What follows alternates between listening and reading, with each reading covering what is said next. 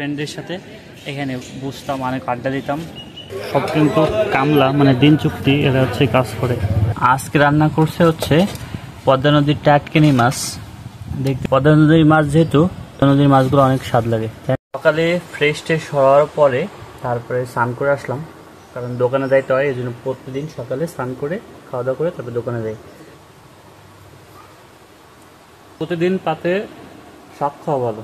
শাক আমার পুরনো ফোনটা বাড়িতেই আছে, মা হচ্ছে কীর্তন শোনে এই পুরনো ফোনটাতে।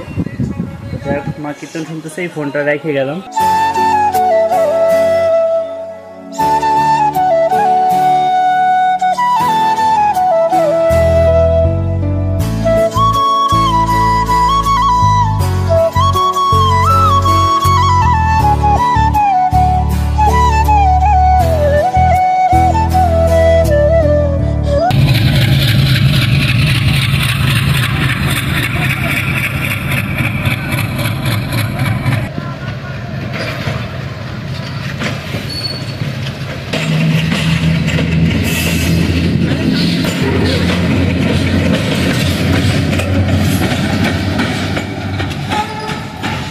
গাইস, অনেকদিন পর স্টেশনে আসলাম, ওভারব্রিজের পর দাঁড়াইয়া ট্রেন যাওয়াটা দেখলাম।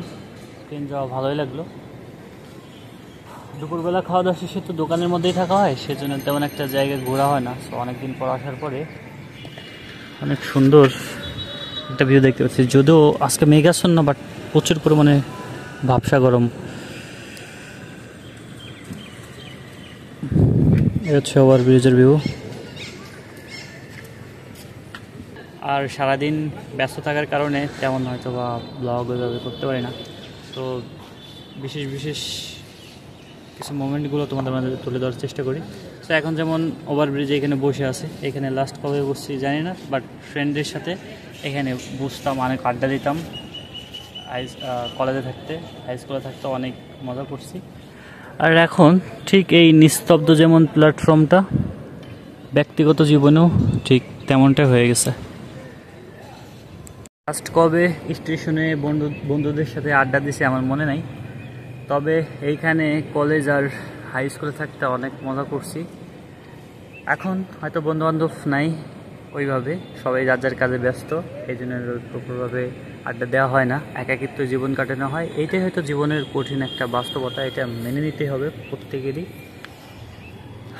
তো এইভাবেই না দিনকাল চলে যাচ্ছে, নিস্তব্ধ একাকী সময়, বন্ধুবান্ধব ছাড়া।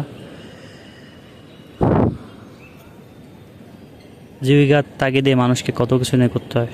শুনে কিন্তু অনেক টিকটকার দেখা যায়, ঠিক আছে, অনেকেই টিকটক করতে আসে ঠিক এই লাইনটায়।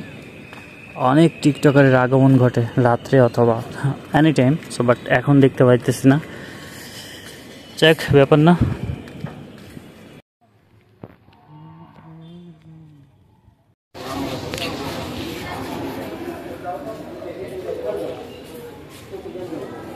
গাইস, এইটাই হলো সেই কামলার হাট অথবা এইখানটাই হচ্ছে যত মানুষজন দেখতে পাচ্ছ, সব কিন্তু কামলা মানে দিন চুক্তি, এরা হচ্ছে কাজ করে।